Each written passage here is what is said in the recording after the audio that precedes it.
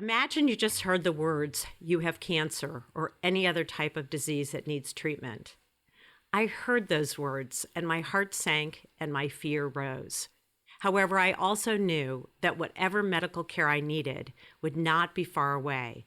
I live in Los Angeles now with some of the best medical care options, and prior to that, I lived in a suburb of Boston, also another amazing medical community.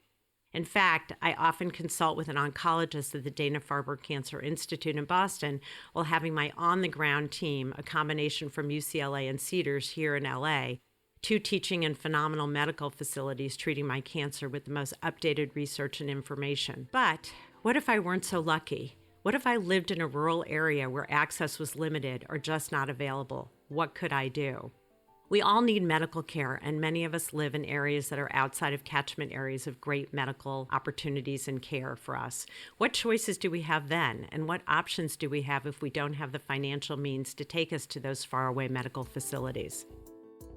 Welcome to Small and Gutsy, our podcast featuring nonprofits and social impact organizations under $10 million. My name is Dr. Laura Witkoff, and I'm excited and proud to be your host. We hope you'll love the stories as much as we do, and perhaps you will find needed services, a job, volunteer, invest in, or donate. And for all of you followers, Small and Gutsy has just been granted nonprofit 501c3 status. We are thrilled to have moved in this direction, enabling us to continue to meet our vision of interviewing as many smaller nonprofits and social impact organizations as we can. So please pass along any valuable information you hear today to others and send me the name of any organization you'd like featured at lwitkoff@gmail.com. That's 2 T's and 2 F's. Transportation challenges create one of the most daunting barriers to healthcare, a barrier second only to the cost. Every day, Angel Flight West's volunteer pilots fly people to their medical appointments at no cost to the passenger. Yep, that's what I said, no cost. On the ground, Earth Angels drive passengers from the airport to the medical facility, also free of cost. Founded in 1983, this incredible organization you'll hear more about in a moment, Angel Flight West delivers health and hope using donated flights to serve those with healthcare or other compelling human needs. In the air, Angel Flight West links volunteer pilots and commercial airlines with people whose non-emergency health needs require air transportation to access care. On the ground, volunteer drivers ferry passengers to and from their departure and destination airports. In fact, my husband Mark and I have recently signed up to be Earth Angel drivers, but because of my own current medical needs, I haven't been able to sign up for an actual mission to drive yet, but I'm excited to be available to transport folks this fall and plan to very soon. Angel Flight West, AFW for short, is a nonprofit volunteer-driven organization that arranges free non-emergency air transportation within the 12 western states for children and adults with serious medical conditions and other compelling needs. AFW matches volunteer pilots and drivers to people in need, enabling them to receive medical treatment and other essential services that might otherwise be inaccessible because of financial, medical, or geographic circumstances. Angel Flight West has spent 4 decades, over 40 years. They actually recently had their 40th anniversary this past summer and has provided more than 99,000 missions and over 3,000 this year alone, creating pathways to healthcare across the western United States, arranging donated flights to people in need and providing them safe passage to and from medical care for over 20,000 passengers. Although Angel Flight West is best known for linking passengers to valuable medical resources, they also provide transportation for other humanitarian purposes such as individuals and families escaping domestic violence, disaster relief, therapeutic programs for veterans, and children's specialty camps. And, in fact, I believe I heard a story recently where they rescued puppies from a euthanizing state and flew them to be adopted here in LA. I am so excited to introduce my guest today, Josh Olson, Executive Director, who began his career in advertising, and one of his clients was Angel Flight South Central based in Dallas, Texas. Josh's father and grandfather were both in the Air Force, so he was already enamored with aviation, but it took his wife, who was in the nonprofit sector, landing a job as the mission coordinator for Angel Flight West in Los Angeles to literally bring Josh on board.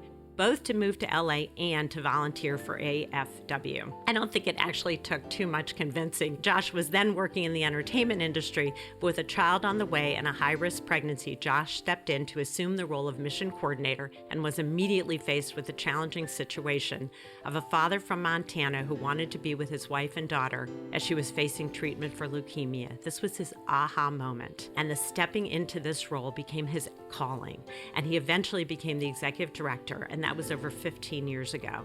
I am sure I'm not doing this incredible story justice, and Josh will add much more in a moment. My other guest is Mark Wolper, chair of the board of directors for Angel Flight West, as well as the president and executive producer of the Wolper organization, which together with his father David has been responsible for over 500 films, which have won more than 150 awards, including 2 Oscars, 50 Emmys, 7 Golden Globes, 5 Peabodys, and recognition and retrospectives from Cannes and other respected international film festivals.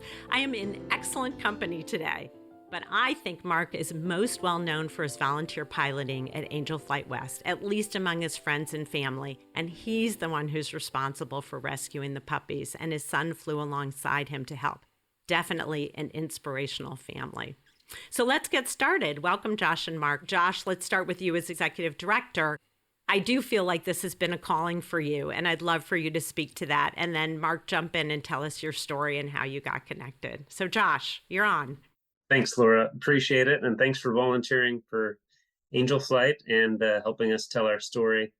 I love the title of your podcast, Small and Gutsy, because in the nonprofit space, a lot of my counterparts and us at Angel Flight is you do have to be gutsy to not only serve the needs that we're trying to serve, but also to do it in a way that has vision and purpose and remain committed to that mission. So appreciate you having us. Kind of why I feel that this is a calling for me is, one, you shared my personal story of, helping someone that was in a similar situation as I was when my daughter was born, except his daughter had leukemia and had to be in Seattle Children's Hospital, and he lived in Montana. I lived in LA, and my daughter was in a NICU that was within walking distance of where I lived. The story hits home, right? Because of the human condition, that we're all just, one step, one choice, one situation away from being in need. So it's all of our responsibilities to get back. And I feel that calling for sure. My kind of talents and abilities, you mentioned entertainment industry. I'm a youngest child of 4 kids. So I've always grown up wanting to be the center of attention. And I've always been really good at making people laugh, making people cry, connecting, on a variety of ways. I realized I was doing that a lot for my own benefit and attention, but instead serving others with that, it's a much more rewarding experience. And he does a great job at it too, by the way. There's Thanks, no Laura. question. I was privileged enough to attend your fundraiser, so I can speak firsthand to that. It's not just transportation. You actually build relationships. And as someone who's now very involved in the medical care for my own personal reasons, I feel like those connections aid in my healing. So it's not just the transportation. I really want to make that point. There's a level of both reciprocity of you gain something from feeling good about having done something terrific for somebody else. And at the same time, you're giving them a sense of you matter, you care about them.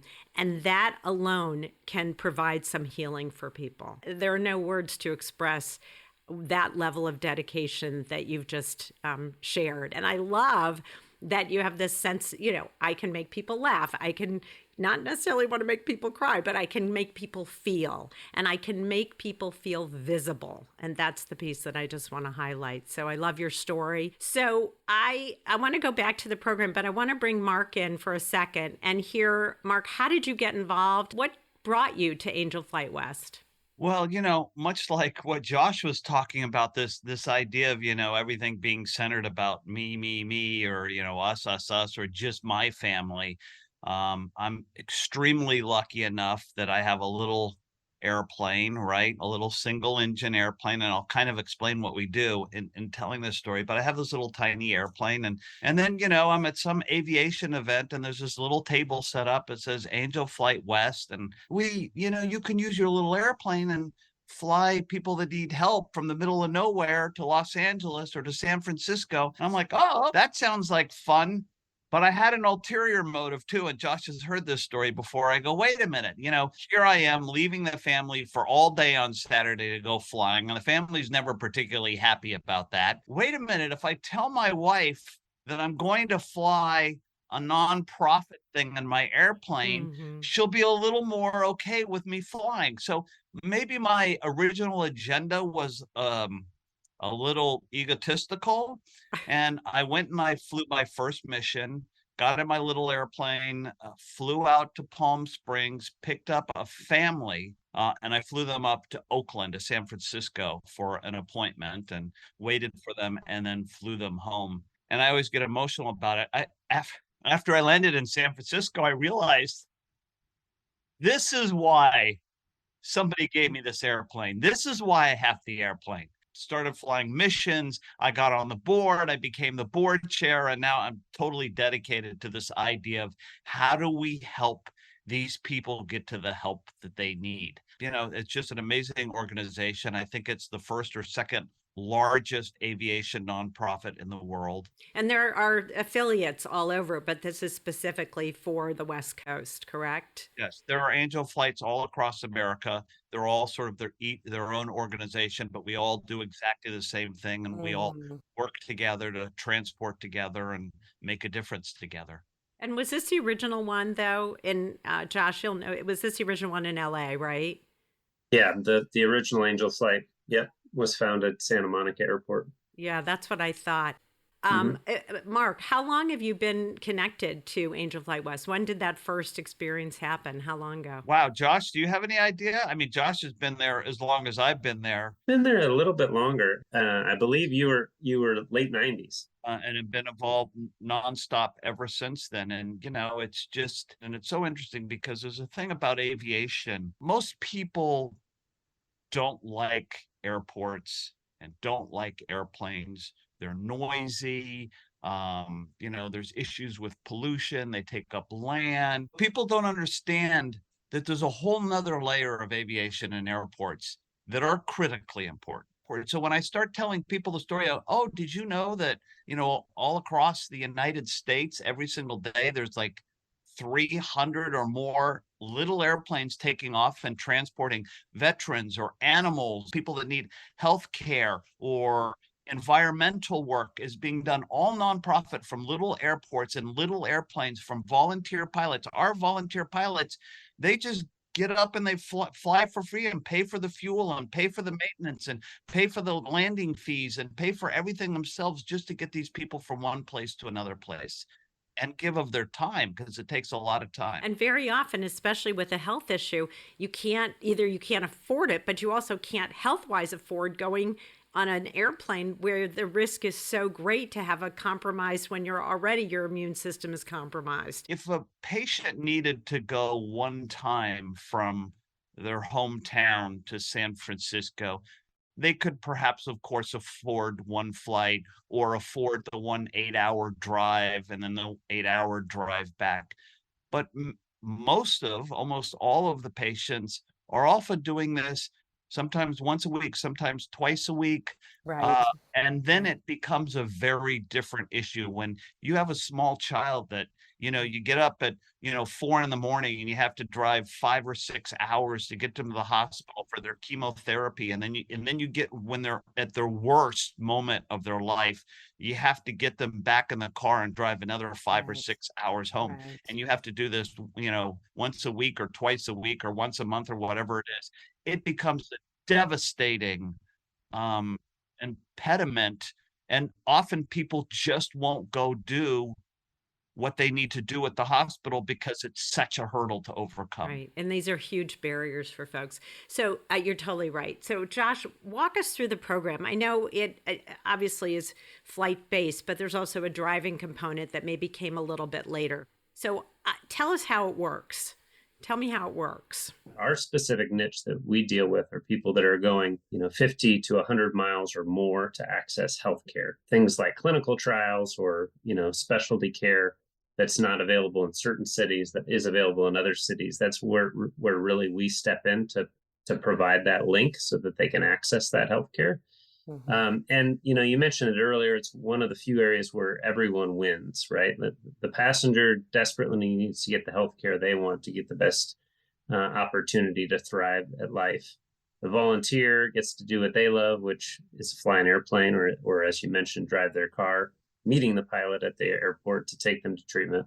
And then the healthcare facilities get to see patients that wouldn't otherwise be able to access their care to give them better health outcomes as well. So it is really one of those rare things that benefits everyone. So how the system works is Angel Flight is really a platform. So most folks are familiar with Uber right now, right? We put opportunities out there for patients to request our services. So they're requesting how to get from point A to point B. And then we have all these volunteer pilots, similar to Uber has contract drivers that want to volunteer. And then we're just matching them up. So at our core, we're a volunteer matching system. Of course, there's always a lot more to that. Most passengers learn about us through the healthcare facility itself. So a social worker or patient navigator is saying, hey, I noticed you've missed your last couple appointments. You said you had unreliable car issues. Maybe you should look into Angel Flight. So the patient has to provide a medical release that's signed by a doctor saying they're okay to fly on a small non-pressurized airplane and or a commercial airline if that is the situation, and that their condition isn't itself going to be affected, or their condition isn't going to affect the safety of others on that flight. And then they have to be ambulatory and medically stable, right? The nature of the aircraft itself, you have to be able to physically get on and off the aircraft from that sense. So it's not an air ambulance situation. These are all non-emergency situations. It's mostly outpatient treatment, and it's some sort of advanced healthcare, rare treatment that's not available everywhere, or clinical trial, other things. Once our coordination team has vetted all that needs, then we put that out on our website and app, and then start outreach to our volunteers to see who can fly that together. For someone like Mark, who says, you know what, next Friday, I don't have any meetings, so I'm going to take, half a day off and go fly Angel Flights. He'll look on that board and say, oh, I see that there's someone coming from Bakersfield into UCLA Children's Hospital, and that timing works for me. So he'll sign up for that flight. We'll give him all the necessary documentation and information and so forth, and then really introduce them via email. The pilot meets them at an airport, gives them the whole pre-flight procedures and so forth, so that they're familiar and comfortable and feel safe on board. And then, so that's kind of how the process works. The pilot themselves, as Mark said, are donating all the costs of the flight. Even if we could fundraise millions of dollars to reimburse fuel, the way that the FAA works is that the type of flying we're doing, which is non-commercial flying or charter flying, you actually can't receive compensation because it requires a different level of certification and control and so forth on the flight. So they can't receive any kind of compensation. It becomes tax deductible for the volunteer. So they do get an in-kind benefit. The other volunteer, which you've gone through this process, but for the listeners, I'll describe, is called what we call Earth Angels or autopilots. Josh, did that come in much later? Is that a newer program, or did that start almost at the same time? So the Earth Angel program was actually founded by a volunteer pilot who would often get to an airport and then realize the patient that he was flying didn't have access, and he, in good conscience, couldn't leave them there without them getting where they needed to go.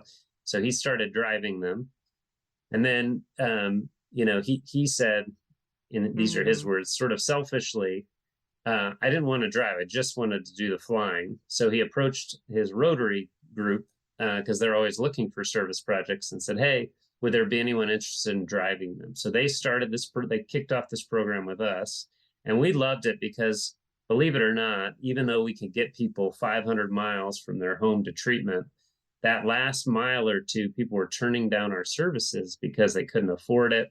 They were intimidated by kind of a metro transportation system. So we replicated the system that we did in Santa Monica throughout our area. And it's been another really great way to volunteer as well. So yeah, for sure. Yeah, so it's a really neat way to use.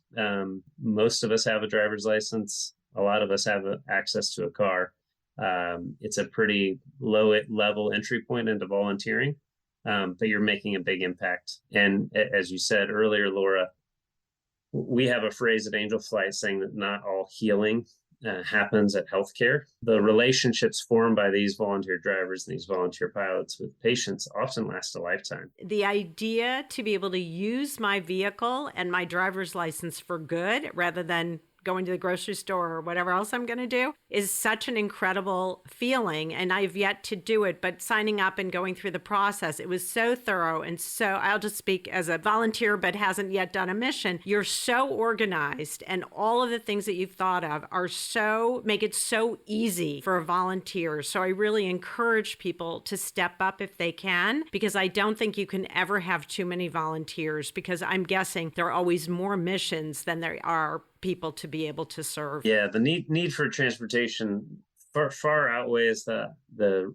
resources to do so, and we're just trying to grow into that need. In fact, I think it was UCLA Medical Center that did a little research on our behalf to try to understand what the need was, and came back to us and reported that we were only getting 5% of the need for this kind of transportation. Just unbelievable, because it's just so prevalent. People can't get to their appointments. And the thing is that you mentioned is, well, a couple things, and I know this from my own treatment, the consistency and the timing of having treatment on a regular basis is essential for a good outcome, for a good prognosis. And so if people can't do it because there are these barriers, the likelihood that they won't continue completely impacts not only their own health, I'm going to say, but their loved ones, their family members, the people in their lives who care and love them, which gives rise for me to another question, which is sometimes people need either a translator to come with them for a medical appointment or someone who may not be a direct family member. And I just want you to speak to how you work that out with folks. When there's a language barrier, we do have alternate languages spoken in our office. So we do have staff that specifically Spanish-speaking skills, but a few others as well. We also have our documents translated in different languages, and we give our volunteers the opportunity to kind of hand a card that has the necessary information so that folks are briefed on what is happening and what's about to happen, and kind of the safety procedures associated with that. And patients can bring somebody along with them. That's correct. Yeah. You allow for that flexibility, which is what I wanted to have you share a bit. I think it's really important. Many people take companions along with them, and we can accommodate that. Needs change with passengers. We try to be as flexible as we can, and we ask the passenger the same, if at all possible, to be flexible, because, unfortunately, as much as I wish I had Mother Nature on speed dial, we can't control the weather.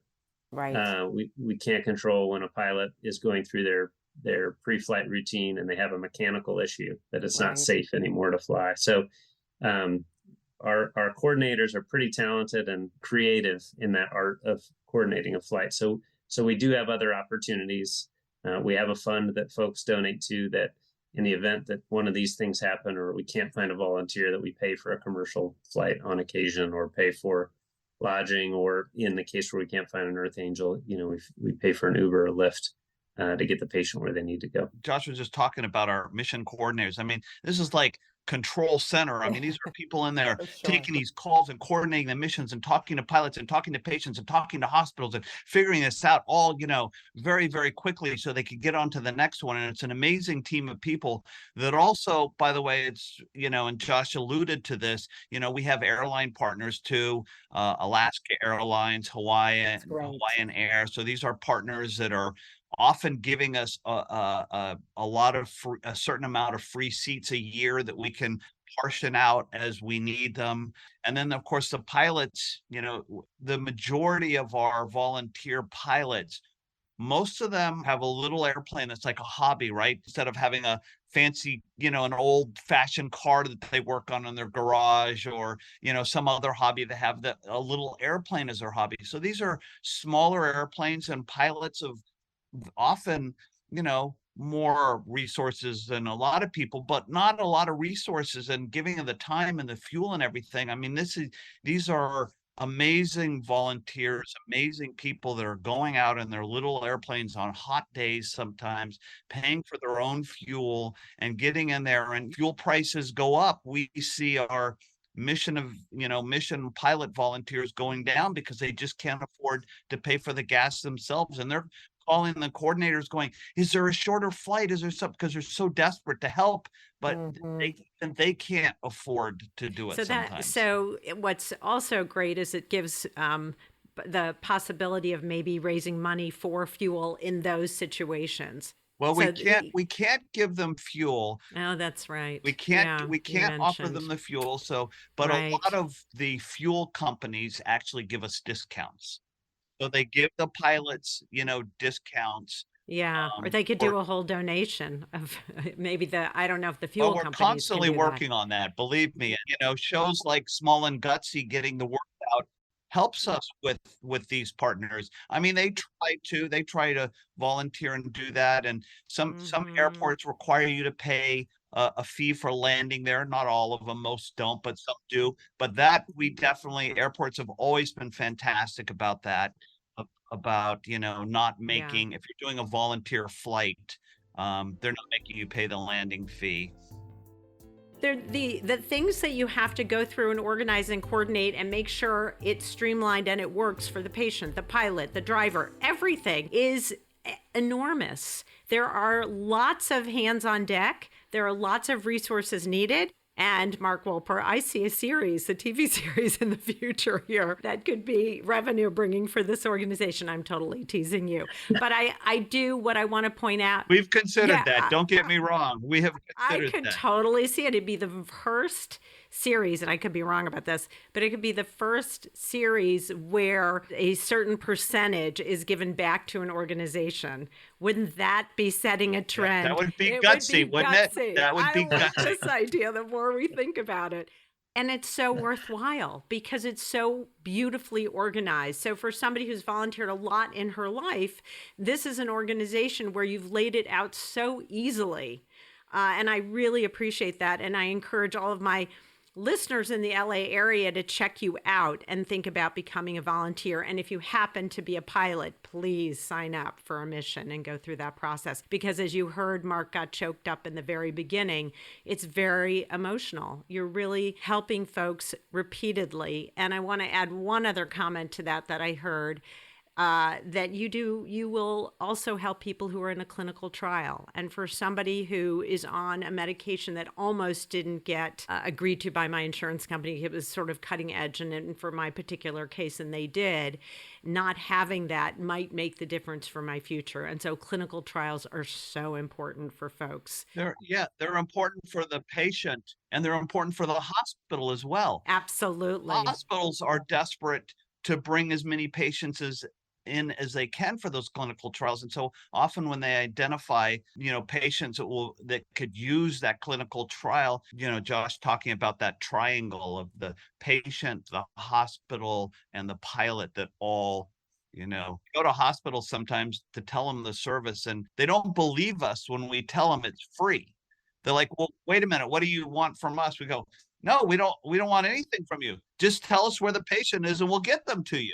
And they don't quite believe us until we do the first couple of missions for them, and they go, oh, wow, okay, this is for real. I think most people can't quite believe that people will volunteer their time and their energy and their own resources to do this. And I think about Small and Gutsy. It's now a nonprofit, but for a couple of years, it was, and it is completely pro bono. And invariably, I'll always get an organization, an interviewee who will say, well, what do I have to pay? And I'm like, nothing. They're like, really? You're doing this? And I'm like, yeah, because your organization is really cool and it's gutsy and you're doing amazing things. And I have to add one other piece to the clinical trial, which it is better for the general public, because the more these clinical trials are accomplished and we get results, the more we can apply them. And that's why I'm on a particular medication that 2 years ago, I wouldn't have been able to be on is because there were trials and it was successful, and it was successful in my situation, even if I were on the borderline. And so I'm deeply indebted and appreciative of all of the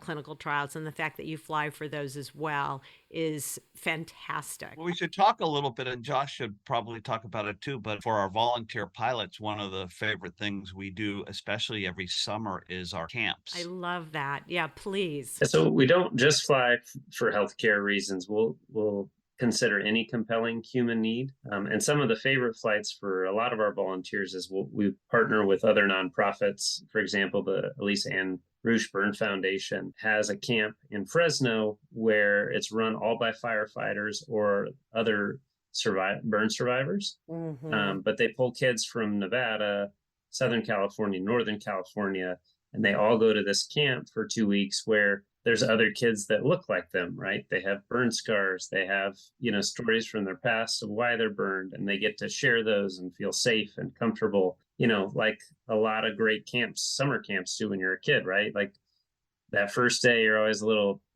wary of what everybody else is, but by the end, you're all best friends. So getting to this camp often isn't a possibility for many of them, especially those that live far away. So being able to have a volunteer pilot usually pick up multiple campers and fly them up to the camp and then fly them home is really meaningful to them. And the pilots love it too. Usually the kids are kind of very excited and nervous on the way there, and then they're so exhausted by the time they come sleep home. on the way back. Yeah. Right. And have way too much luggage because of all the stuff they've made at camp that are trying to fit into their airplanes. Aw, But the camp does a great job organizing. Our coordinators do a great job because that is a lot of flights going in and out of the same place. So It's always fantastic to arrive at these airports and see, 30 or 40 other airplanes all coming in at sort of the same time, the tower working to get them in, and then all the kids getting out of the airplanes, and the pilots are trying to wrangle them and keep them safe as we get them over to the building, and they're so excited and they're running, on their thing. And you think about these camps and we do the deaf camp and the burn camp and other kinds of camps, and I've flown a lot of them, and it's so amazing how when you see the kids individually, they're very quiet and reserved and a little bit uncomfortable with an adult there on an airplane. And then you pick up one kid and then you go to the next airport and you pick up the other kid, and now the two of them that are both have the same situation, right? They light up. They're suddenly in the airplane and they're talking to each other, and you pick up the third one. And I remember on one of my flights, and it was just like, I'm sitting in the front listening to them on my headsets as I'm flying them, and they're sitting in the back. And this is how comfortable they get with each other. They go, and this is a burn camp, and they're going, okay, let's tell stories. Who has the worst burn story? And they start so comfortably talking about because someone else gets it. Because somebody else gets it. And I'm sitting in the front, I go, I get now why these camps are so important. Oh, they're so important. Ecstatic and energetic and running. And Josh is right. Then you go pick them up and they're like they're dragging their bags. They're exhausted. And they also don't want to come home because it's the one place where they feel there's often actually tears. seen and not discriminated against, I hate to say. So I did an interview a couple years ago of a camp on the East Coast, actually, and it's called Harbor Camps. And they started initially as an LBGT, but mostly trans kids who were questioning. And this was the first time kids would feel like they could be themselves. And then the camp expanded into skeletal dysplasia and I think facial. And so they had a medical component. And so they had to have, medical care on site. And it was really amazing because these kids, for the first time, could just be kids at camp. Whereas very often they don't have that luxury because of what's occurred to them or was a genetic situation or something that happened. And you've described the same situation. These kids actually, for the first time, get to talk about it in a way that builds comfort and connection and, fraternity, sorority, whatever you want to call it, but a commonness that allows them to really be kids at camp and have fun. Yeah. And it's beautiful. So I love that you've added that piece. And how many summers have you done that? Probably close to 30 summers. And Laura, you bring up a great point, and I feel remiss in not saying it, even sharing the story of your camp. I mentioned we consider other compelling needs. So, your audience specifically being nonprofits. If there's other nonprofits out there that transportation is a barrier for them to pull off their mission, that we can help. We love those partnerships. So we do there's a search and rescue dog nonprofit that we partner with in Santa Barbara that brings in dogs to train them in Santa Barbara and then sends them out to these other areas, and again, all nonprofit. So we love flying those dogs in. There's some blood banks that we partner with. You can get there in a time effective manner. You can get the plasma and the white cells and the other things. So you can, again, impact more lives. So we've done those types of flights. We partner with domestic violence shelters to relocate to a safe space with their family, all confidentially. And so if there is someone listening to that and they're like, oh yeah, we struggle getting kids from this part of the state to our camp, or whatever the case might be, that's a compelling human need, we'd be happy to help. That's great. And conversely, if you have any partners that are under 10 million that want to have a pro bono interview, let me know or let them know, and they can reach out to me directly. Yeah, there's a website you can Google called Air Care Alliance, but it lists all those based on the different needs. So that's a good way for other nonprofits or anyone that's looking for help for a particular need. It's a good way to find those other groups. And we also, and I'll do a shout out to, parallel nonprofit organizations that we also work with occasionally. So there are other nonprofit aviation organizations. We're a little broader, but there's other ones that specialize on very specific things. So there'll be a nonprofit aviation group that just transports veterans, and veterans' families back and forth to each other.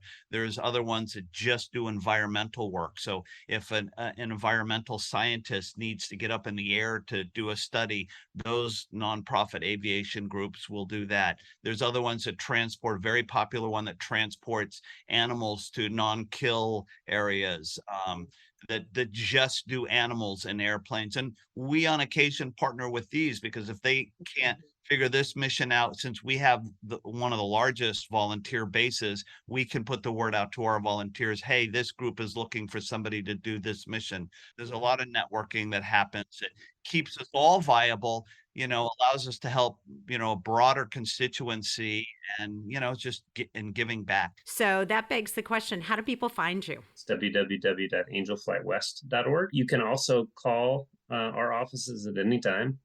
310-390-2958. And then you can find us on social media. We're always at Angel Flight West on Facebook, Instagram, X, I guess, formerly known as Twitter. And it's not just for volunteer pilots. I mean, we mentioned drivers, but even if you don't have a car or an airplane, we utilize a lot of volunteers to help us do the kind of day-to-day tasks. So that could be calling volunteer pilots on upcoming flights. It could be some data entry in our database where we manage all these flights. It could be throwing a fundraising event or an awareness building campaign, or speaking with a group of social workers. There's all sorts of ways to get involved. So if there's anything we've said that have piqued your interest and makes you want to get involved, we welcome it. It really does take a village to do what we do. We've got thousands of volunteers and just about a dozen on our staff. So support your local airport as well. Understand and support why your local airport is there. We can't do our work if we don't have the places to land and take off. Right. That's so true. What's generally the lead time that somebody needs if they're a patient, they call and they have, they've just gotten notice that they need to have a certain number of appointments? What is that? I mean, I know there are some that might be last minute that you can jump in. Yeah. In general, we need 5 days notice, because we are working with volunteer schedules and we have to get all the paperwork and so forth in advance. That's for our volunteer pilots. For our commercial airline partners, usually 48 That's hours. Amazing. That's fabulous. And then the other thing is that what's your catchment area specifically? I'm unfamiliar with that term, catchment. Oh, sorry. Okay. That's I'm a social worker by training, which reminds me, I want to volunteer to talk to social workers, even though, cool. Yeah, I'd love to do it. Oh my gosh, that's like I'm homegrown. That would be great. Catchment areas is sort of what's your region? Where do you Oh, provide gotcha. services? I am so sorry. That's in my lingo. I No, you're learned good. something new today. Yeah, so Angel Flight West covers the western half of the United States, so Montana down to New Mexico and west, including Alaska and Hawaii. And then there's other Angel Flights that we work with closely in other parts of the country where that transportation would be need to be bridged. And then, in fact, this model has been so popular, it's now replicated in different parts of the world. So there's an Angel Flight Australia, there's an Angel Flight in Canada. There's a helicopter only group that does similar things in Ireland. So it's neat. It shows you that the need is real, and the resources are creative to meet that need. And we need more of that in our country and in our world, quite frankly. Absolutely, no question. It certainly, the whole idea of what's really meaningful and what matters hopefully changes the nature of the concept of being an individual versus a collectivist society. And I really want to be a collectivist, collaborative society. So one other quick thought I have, and then we'll move into our quick and gutsy questions, if you're okay, before we end the podcast. Sure. I'm happy to talk with social workers in person, and I'm also happy to host a Zoom for social workers who may not be right in the LA area. And so once I'm a little more educated and maybe run a mission myself, I would be delighted to help folks recognize that when they have clients or patients, that you're the folks that they call who are in need in this way. So I love that, particularly maybe in the alternative needs as well, not just medical, but domestic violence or the camp piece or other services, because it's how you get referrals too. So I'm happy to do that. You're amazing, Lori. You probably make this offer to every single one of the small and gutsy organizations you talk to. I'm surprised you have any time to take care of yourself. Okay, the truth is, I do fall in love with absolutely every organization I work with, but you all, because of my husband Mark and sort of our experience with you and our personal relationship with Mark Wolper, I am in a different way. I do what I can for as many as I can, but honestly, I'm in as a volunteer in a different way with you all. So take advantage, especially as my energy starts to come back. And, for a while I was too low energy to do much, and I'm coming back to life, and it's due to the care that I received. And so to pay it forward makes me feel absolutely wonderful. Specifically, it would be great to work with you all, and I'd be delighted to do it. So, are you all ready for the quick and gutsy questions as we close the podcast? Ready. Okay. Yeah, let's go. What is at the top of your wish list for Angel Flight West, but the answer can't be money or funding? What would be at the top of your wish list? And you each get an answer. Well, I know Josh is going to say the same thing as me. I just know it. It's serving more people. Yeah, same. I wish we could more meaningfully contribute to this need. I shouldn't say more meaningfully. I think what we do is incredibly meaningful, but the scope and scale, which was much, much greater. If you were to think of a song that describes Angel Flight West, what would it be? It's almost too cheesy and easy, right? But it's Wind Beneath My Wings. Yeah, I love that. That's great. It's not cheesy. I think it's great. And Mark, do you have one? That was Josh's. I always go to the Top Gun theme a little bit because, I'm a pilot. And so, when it's fun as a pilot to feel a little bit like we're Top Gun guys, we're flying a mission, and yeah, you're heroes. I put that music on sometimes at a lot of Yeah. our, events. We're always playing that song, especially these days with, the latest one. So, we're pilot geeks, we're airplane geeks. And then we have to think of one for driving, for the drivers. I'll think about that one, You already mentioned early on, Josh, but I'm going to ask this question anyway. What do you think makes Angel Flight West gutsy? How is your organization gutsy? And you both get an answer for this because it's definitely gutsy. I think the answer includes kind of each one of our audiences. I find our passengers incredibly gutsy. Being faced with a potentially terminal illness and not taking the answer that we don't have treatment locally available is that's not your no, right? And they're doing things that they would normally not do, like fly on a small airplane, which is a fear for some folks. I think our volunteers are incredibly gutsy to be so generous to offer, incredibly valuable resources to really a stranger. I think our staff members are incredibly gutsy. It is, we talked about this art of mission coordination, and that skill set is really hard, and those people are really hard to find. But then also what you deal with on a day-to-day basis is hard, right? You become friends with these people that you're talking on the phone with, and you're arranging flights for, and oftentimes they are in end stages, so we end up losing them, and it's sad. It's incredibly sad. And then, there have been a handful of times where, we've lost a volunteer pilot, not necessarily on an Angel flight, but same thing. These incredible people that you get to know and love, and then, they're tragically taken away from you suddenly. It's gutsy to hang in there and keep doing that and keeping your eyes on the bigger prize, right? You face loss on a regular basis in lots of different ways, and so being gutsy is okay. We're going to face loss, but we're showing up anyway. You put it much more eloquently than me. I love that. No, no.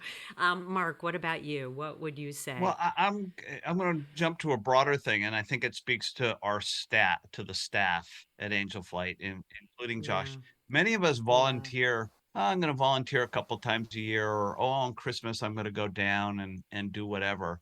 The staff have made a lifelong decision to exist in the nonprofit world. Yes. Every single day. That's gutsy. It's not that they're not volunteering, they're getting paid, right? They're making a living doing it, but they've made a choice that is their career, to be career nonprofit people. Those are amazing people. That's gutsy to make that decision. I love that you said that. Yeah, because I've been in this space for a long time. I think that's beautiful. And we don't think about that enough. And we don't think about the kind of concept of compensation and the inequity that exists between nonprofit and for-profit. And part of why I started Small and Gutsy is because you can't use public dollars for marketing. I can't think of a business on the face of the earth that doesn't use dollars to market. Like, it makes no sense. You wouldn't be in business. What is something that outsiders, or maybe even a few insiders, don't know about Angel Flight West? It's a hidden, amazing secret that it's out there, that when you look up and you hear a little airplane, and we all look up when we see a little airplane, many of those are on their microphones talking to the tower going, Angel Flight 16, blah, blah, blah. I'm often in the air flying either an Angel Flight or flying for work or something, and I'll hear other airplanes going, Angel Flight 265, blah, blah, blah. You go, they're up here.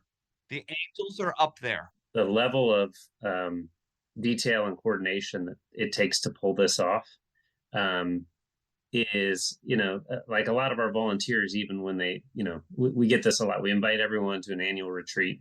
We kind of go through the numbers and how things work. And invariably, people are like, wow, I had no idea that this was going on. I thought, I get this little notification on my phone. I say yes. I go pick up a patient. Like, I didn't know all of what it takes to kind of pull this off. And I think it's a real credit to our volunteer leadership, like Mark, and even our founders, that they created this sort of volunteer-driven organization that leans on this village of volunteers, right? Literally thousands, with a really small staff and some good technology to kind of pull it all off. And I think, the proverbial duck on the water with the feet paddling underneath, that is us, right? Except that we take off too, right? If you could get one celebrity or influencer, sorry, Mark Wilper, we're excluding you from that one, okay? No, you get to answer the question, but it can't be you. If you could get one celebrity or influencer to endorse, talk about, celebrate, put it on their Facebook page or whatever. The Facebook's, I guess, my age. I should maybe do like TikTok or something. Who might that be to really push your organization and really celebrate it? There's two that we always talk about and try to coordinate, and they're always open to it, but we've, never really like sealed them in. And one of the obvious ones is Harrison Ford, because he's a pilot and he's a celebrity, and he keeps his plane at Santa Monica Airport, which is where our headquarters is. So he seems like a great one. And Angelina Jolie, who has actually flown some missions, not for Angel Flight West, but for other aviation nonprofits that we work with.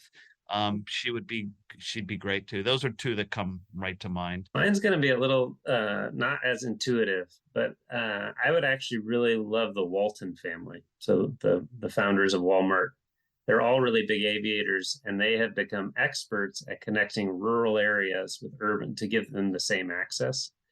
So I really feel like, one, their personal passion for flying, but also their institutional knowledge of having to do that, and the resources to pull it off would be like a home run for angel flights across the country and across the world. Because as we talked about that need to kind of scale to a size where we can make a bigger impact on this transportation healthcare problem, I feel like they would, as celebrities, be among the best positioned to help us do that. That is a really interesting idea, and you could use one of their large parking lots for a landing strip. No, I'm totally teasing. No, I'm kidding. How about that's a great one, Josh. We got to work on that. How about the Angel Gabriel? Yeah, the Angel Gabriel. Boy, that would be great too. So you've hit all these areas, right? So you've hit the spirituality, religious part. You've hit the celebrity piece, and then also the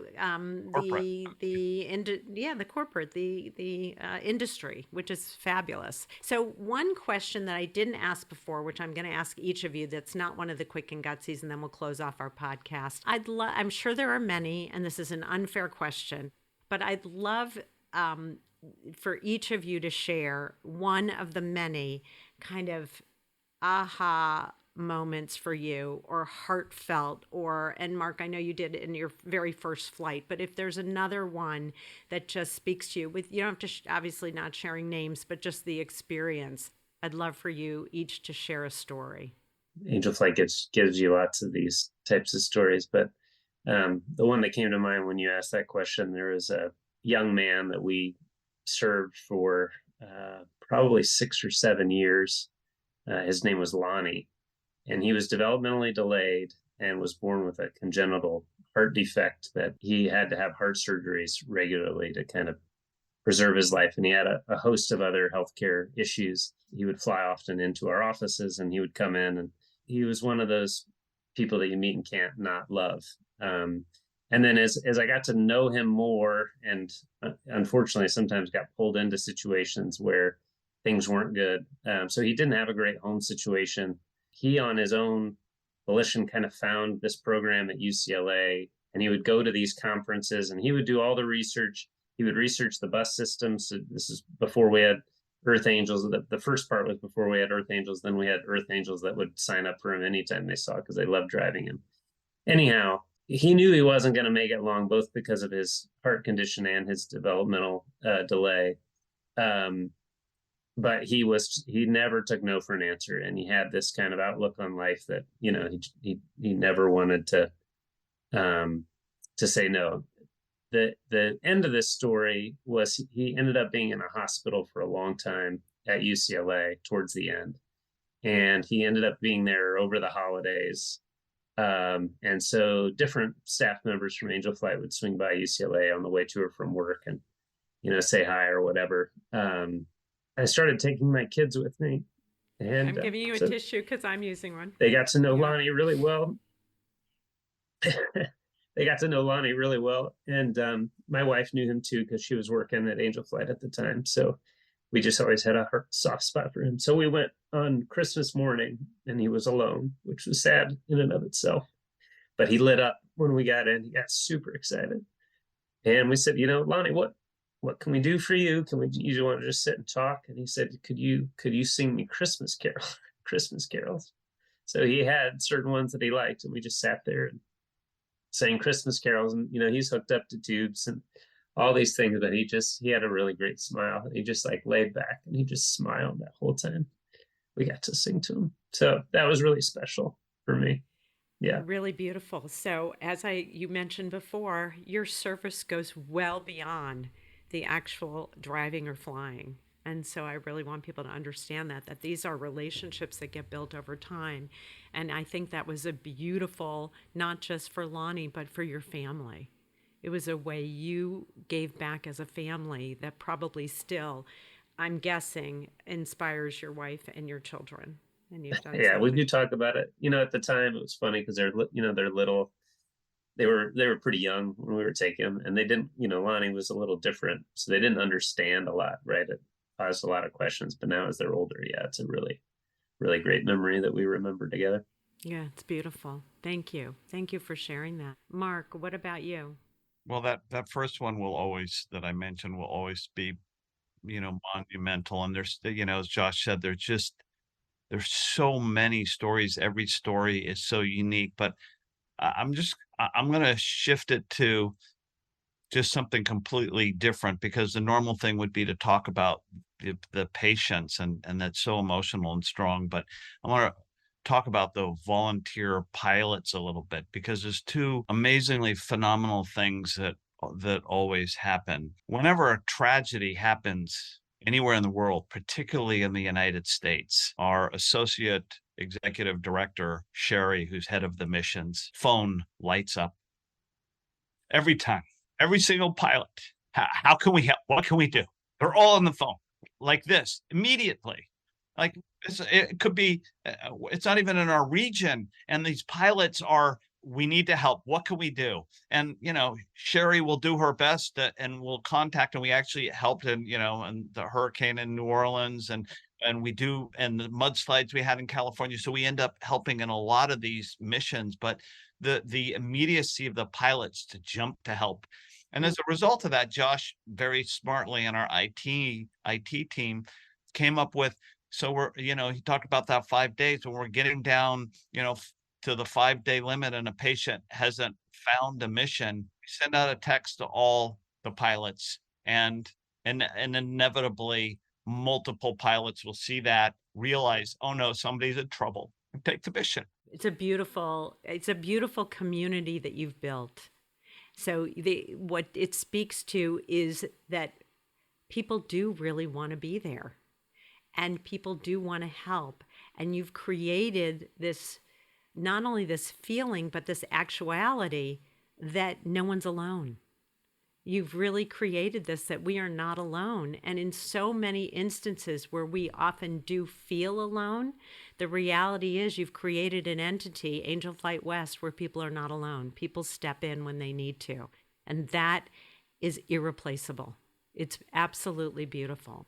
Okay, let me do a little deep breathing, decompress from my own tears. Those are beautiful. I love those stories. And Mark, thank you for pointing out the pilot piece, because it's beautiful. And it's a piece of what keeps this going as well, is the community and the feeling that exudes from Angel Flight West. So that's really the end of our podcast. I want to thank you both for taking this time with me to share Angel Flight West, a bit of the history, your own experience, how you entered, your contributions, how you keep it going, that it takes an army of folks, even though it doesn't look like that.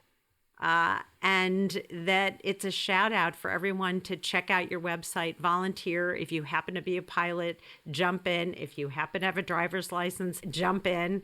And even if you're from another part of the country, call and find out, and you'll get connected. And not most importantly, but additionally, if you want to be a partner, if you want to be an organizational partner in some way where you can support, guide, refer, help, jump in. So thank you both. Really appreciated your time. Thank you, Laura. Really enjoyed it too. And thanks for your heart for others as well. It shines through. Yeah, thank you, Laura. Shouting out for all the nonprofits is an amazing way to help, because we need all the help we can get. For sure. It's a beautiful thing what you've done. And so here's to another 40 years. Cheers. Cheers. Cheers. All of the Small and Gutsy episodes can be found on the Intrinsic Group website, which has a Small and Gutsy page.